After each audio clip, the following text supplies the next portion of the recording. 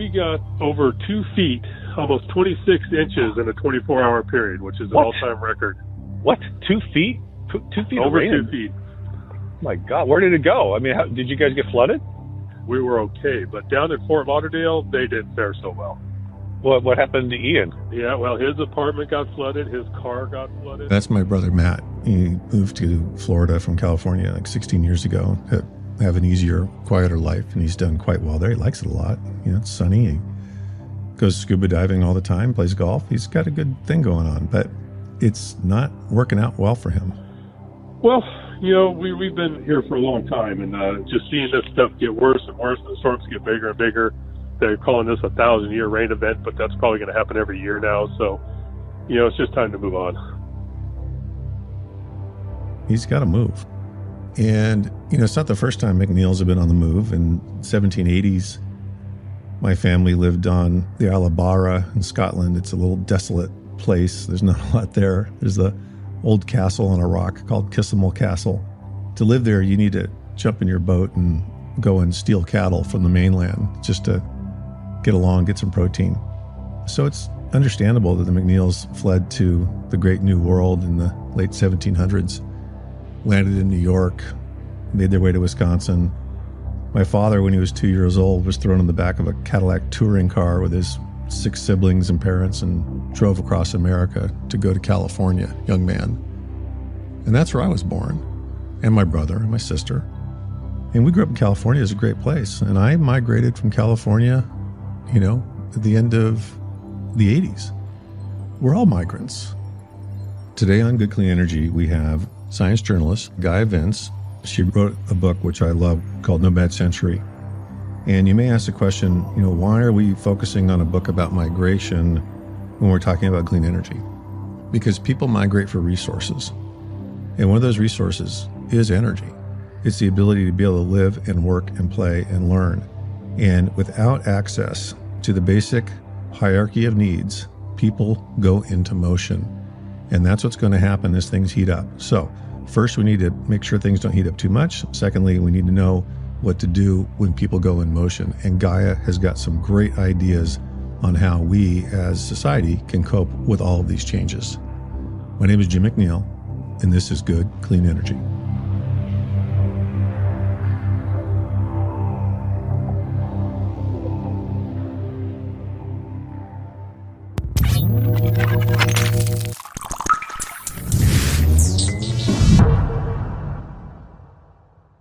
Gaia Vince, welcome to Good Clean Energy. So in your book, Nomad Century, you basically write about the facts around climate change. You talk about a lot of the extreme weather events that are taking place. You describe what it means to be in extreme heat over periods of time and what that's going to mean to the populations in tropic areas and desert areas. And this is going to lead to migration in that we need to be prepared for it. And yet there's this resistance, even though we're all migrants. Even though the country I live in is, you know, if you're not an indigenous person, you're definitely, you know, descended from a migrant. It's important to put that into time concept. So, you know, in the United States, in Australia, in these countries, Canada, built on very recent immigration. We're talking about either the current generation or, you know, within 5 generations, you've migrated. We're all migrants one way or another.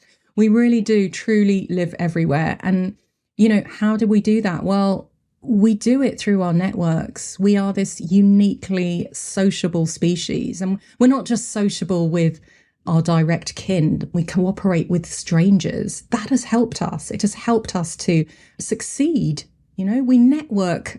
It's actually quite remarkable how little conflict there is between humans, how many negotiations we make to resolve things. We celebrate or commiserate over large battles, and these are a big feature of our history.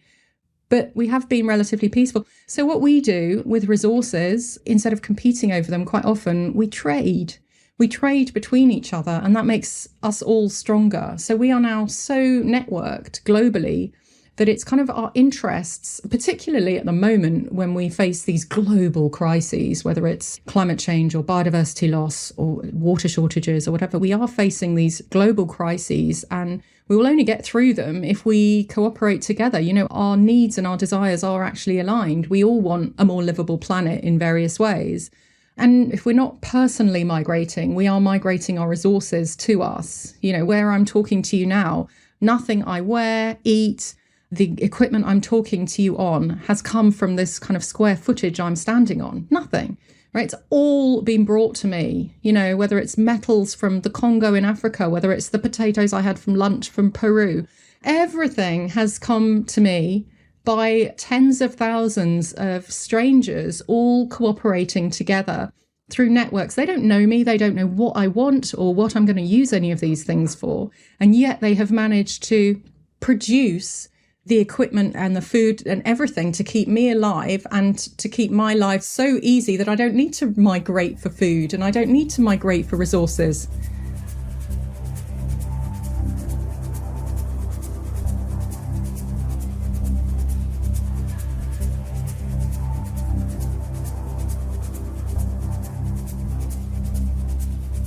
So, you know, how do you educate people about the productivity and the positive economic impact of migration? Yeah, well, that's the $1 million question, isn't it? Migration is inevitable. It is already underway. Climate migration is already underway in humans, but also in many other species, from plants to fish to birds to even slow-moving animals. It's underway away from the tropics and generally to the more livable parts of the far north. And if we look at just one of the parameters that will drive migration over the coming century, which is extreme heat, just 1% of the world's land surface is classed as unlivable due to extreme heat at the moment.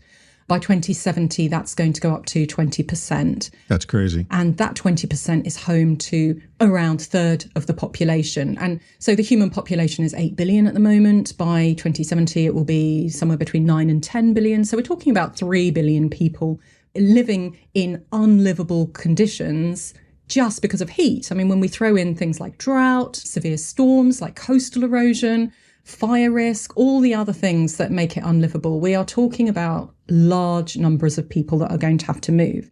What we're expecting to see over the coming decades is a young, educated labour force, essentially, coming from Africa. And this African population is also going to be hit by the most severe impacts of climate change. I think at the end of the century, you're talking about 25% of all the population is probably going to be from Africa. They are entering the world and entering the workforce at a time and in a place where it will be unlivable. So, you know, there is a solution if these people can move to places which will be desperate for labour. I mean, if you look at my country, but also the United States, so I'm from Britain, and we have shortages in everything at the moment, partly because of Brexit, partly because of COVID. But we have shortages in the hospitality sector, in nurses, doctors, dentists, teachers, farm labourers, truck drivers. Literally every single part of the economy has got shortages, and it's really affecting economic production. Businesses are crying out for more immigration. We need immigrants. Talk about the positive part of this. I mean, you write about Cuba and Miami, and every American is aware that the greatest Cuban contribution to the United States is Desi Arnaz, because without Desi, we wouldn't have I Love Lucy. And hey, it's a great national treasure. Please sing a little bit of... A little Babalu. Please. Yeah, we'll have to put that off for another episode. I don't have my bongos nearby. If you could talk about the economic impact that the Cuban diaspora had on Miami, I think you write about that at length, right? Yeah, so there are many, many studies now that show the economic value of immigration. In fact, some economists believe that if we were to tear down borders completely and let anyone move wherever they wanted, the increase in GDP, it would at least double, if not treble, global GDP straight away. Because basically people move to work and they move to where the work is. So if there is work available, that's where they're going to move to. They don't want to move somewhere there isn't work because that doesn't help anybody. But they also broaden the economy, they increase it. So we hear all sorts of scare stories from anti-migrant governments, such as, you know, immigration lowers wages. It doesn't. It does the opposite. That immigration raises unemployment. The opposite, again, is true.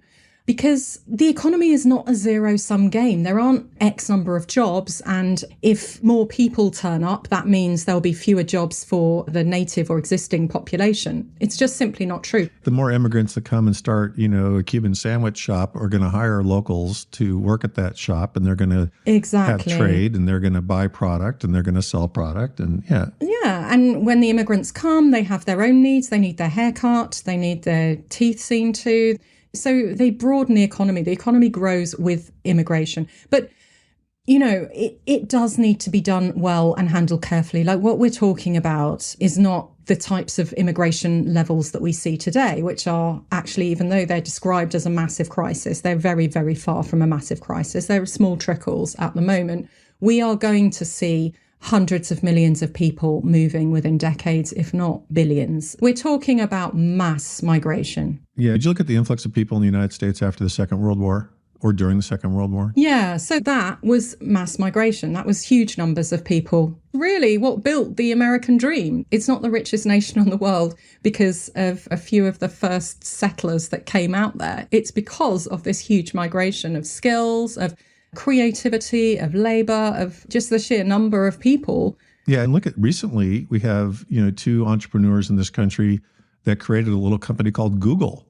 One was from Russia, the other one was from South Africa, Sergey Brin and Larry Page. Indeed. I mean, if you look, the whole of Silicon Valley basically is run by immigrants. Cities are the most productive places on earth for human productivity. It's where all of our innovations, our creativity, it's where the patent numbers are the highest. It's where universities are. Cities are entirely built on immigration. And it's that bringing together of people from different perspectives, cultures, ideas, all together. And then, some things are invented straight off out of inspiration, but most things are a fusion of two different ideas that come together and are batted off by a third person who then thinks, we create through synergy. And that is the secret to our success, really.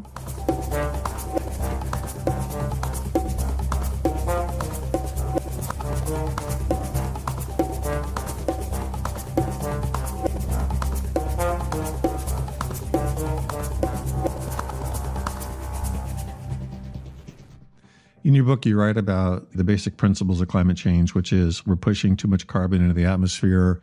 The majority of carbon comes from the burning of fossil fuels, roughly 80% of the carbon that goes into the atmosphere. Most of that comes from energy and transportation. And so we need to figure out how to replace energy from fossil fuels with something that's renewable. And the thing I think it's really important is that the conservative side of the conversation needs to appreciate the economic impact of doing nothing. The billions and billions of dollars that we as a nation in the United States lose every year because of hurricanes, because of wildfires, because of flooding. These things are going to continue. They're going to get worse. And if we don't do something about it, it's going to become very expensive. And I think that's the part that appeals to, or at least resonates with a big part of our bipartisan community over here. Absolutely. I mean, this is a huge economic issue. So in terms of the energy transition that's already underway, investing in electrification now is much cheaper than dealing with fossil fuel increased risk and increased disasters, and then making the transition, because the transition will have to be made one way or another. Better to do it now. But also, if you look at it in the householder level, we're very terrible actually at looking ahead, long-term planning and thinking beyond a season away, really. But, one group that does forecast and does need to look at that is the insurance industry. And insurers are already saying that it's too expensive, or they're just simply not going to insure in massively climate risk areas. My brother, who is definitely a middle-class, hardworking guy, has been his whole life, lives in Florida. And to replace his roof, it's going to cost him like $30,000. And his insurance company is saying, if you don't replace your roof, your premium's going to go up to $20,000 a year. Now, for him, that's a tremendous amount of money. I think it is for all of us. So he's leaving the state. He's got to go somewhere else. He can't afford to live there anymore. And that's going to happen a lot. Exactly. So people who can't get insurance, they can't get mortgages, right? So what will happen to the house prices is they will actually drive movement away from those places. But the big problem, of course, is Most people don't want to move. Like your brother is considering moving, but most people, they have their network of family and friends and their jobs and their kids are at school and their grandparents are by to help with childcare. There is a network effect to staying where you are, and most people don't want to leave, especially after a certain age. We're not talking about 20-somethings. We're talking quite often people in their 60s. They have everything they need there.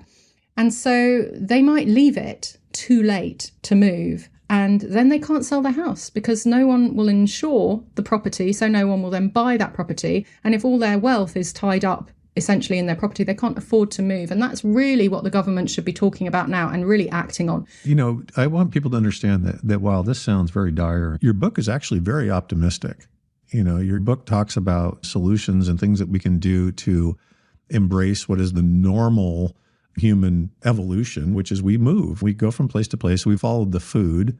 Now we're going to follow the economy. We're going to follow comfort. We're going to follow where people can make a contribution and raise a family.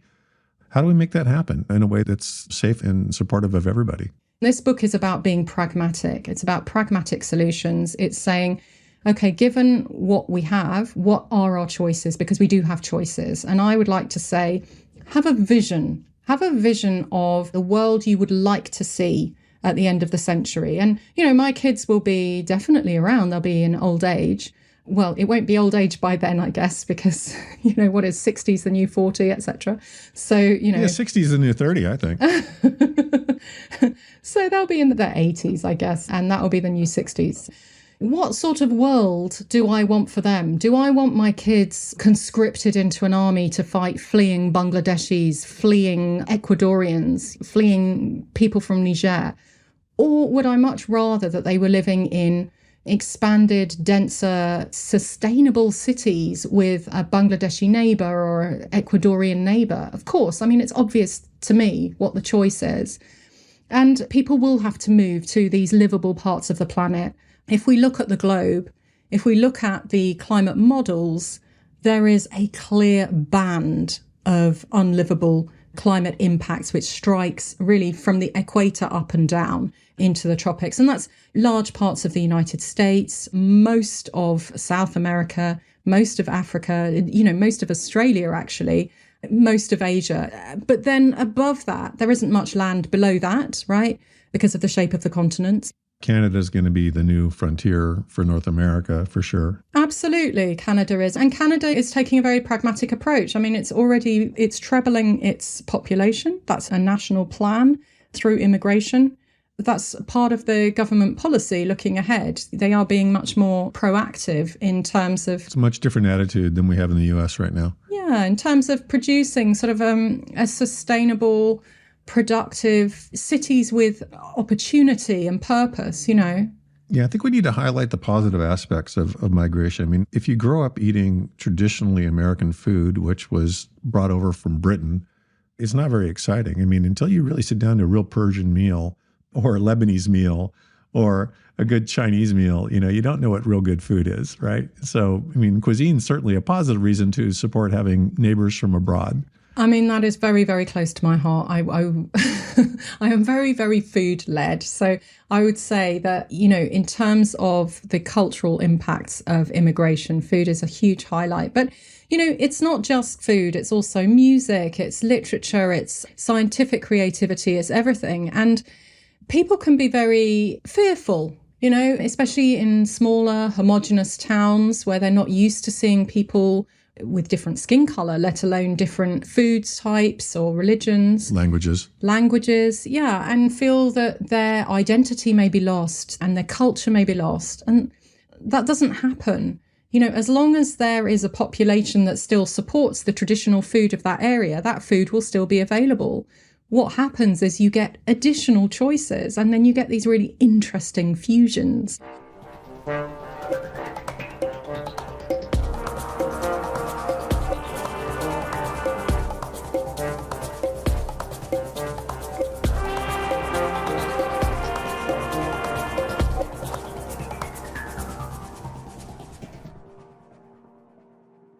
When we talk about unlimited, cheap energy, there's a chance we could get there quite quickly, simply with renewables, because once you invest in the initial outlay of the infrastructure with enough solar, or wind or geothermal, which is largely untapped at the moment and has huge potential, I think.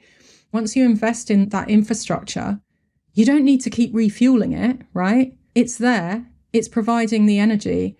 So we could get to a situation where we do have pretty abundant energy that is pretty cheap quite soon, actually. And that would help a lot of the other problems that we have. Fusion could have an important role to play. Certainly, we should be looking at all of the options that we have going forward in terms of clean energy. And fusion is a part of that discussion for sure. Yeah. And UK is a leader in investing in this space, which is great. You know, energy is really at the heart of absolutely everything. I mean, I think it's limiting in biology as well. It's what has been driving biological evolution, is driven largely by how much energy an organism can harvest.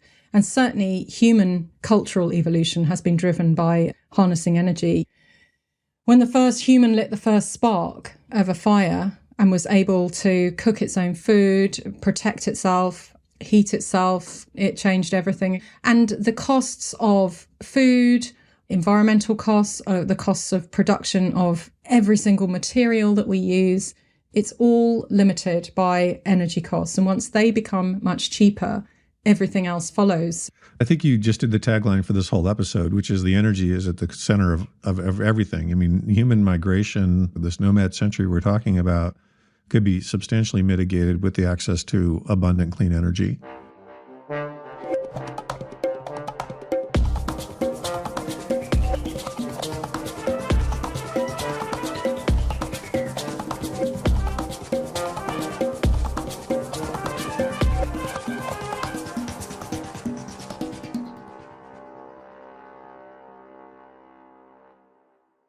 There are plenty of dystopian narratives, you know, of the future. When you look at sci-fi, when you watch movies or read books about the future, it is often dystopian because it's more dramatic, it's more exciting to have some horrible thing happen. But let's try and imagine a good future, because this is the future that we can ourselves create. And then let's take steps to make sure it happens.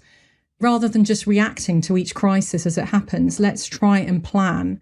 So in my ideal future, we have cities that are built for people, not for cars, for people. So they're cities that are dense, they're 4 to 6 stories high.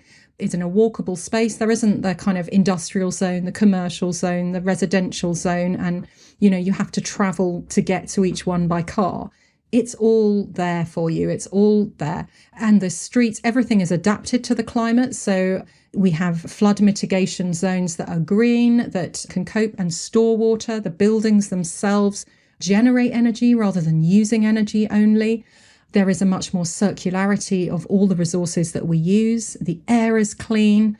The water is clean. We have enough food. We have enough jobs and opportunities. We have these thriving new industries, whether it's in biotech or whatever, the neuroinformatics or whatever the industries of the next coming generation. New agriculture, which is integrated into the city. Exactly.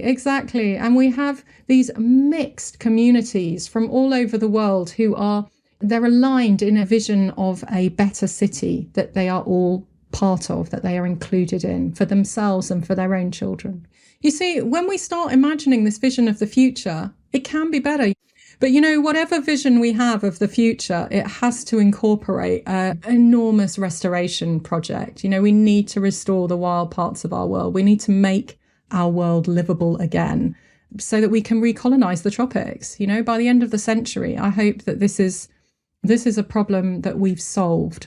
You know, I often think about, you know, Bill Bryson wrote a book about, you know, Brief History of the World. And he talks about the landed gentry in the United Kingdom and the ability for these very, very privileged, wealthy people to focus on chemistry and astronomy and science and so much of what we know today. I mean, the works of Newton, you know, the works of Haley, these things come from very, very wealthy people who had the privilege of being educated and focusing on this stuff. And I view kind of a Downton Abbey future where we no longer have to do the labor that the serfs did or the people that were toiling in the fields, because it's now automated, it's robotic, and everybody can focus on thinking and doing great things, right? Wouldn't that be great? I mean, it would. Maybe that's what's going to happen for your kids. It would be much better. I'm halfway there with the dishwasher, but someone still has to fill it and empty it, you know? So solve that problem first. But yeah. Okay. Absolutely. Gaia, thank you so very much for your perspective and for your research and for your deft writing. You know, your book, it has a substantial modicum of optimism, which is really refreshing, because people who circulate in the areas that you do in terms of being climate oriented or focused tend to look at the bleak side of things, which is hard not to do, but it's really important to offer a solution, which I think you did in Nomad Century. So thank you for that. Thanks so much, Jim. No, I do really appreciate it, because, I really want this conversation to move more widely. I agree. So thanks for giving me that opportunity. I really appreciate it. They call me Cuban Pete. I'm the king of the rumba beat. When I play the maracas, I go chick, chicky, boom, chick, chicky, boom. Migration and diversity is such a great thing. I'm Jim McNeil. Thanks for listening to Good Clean Energy.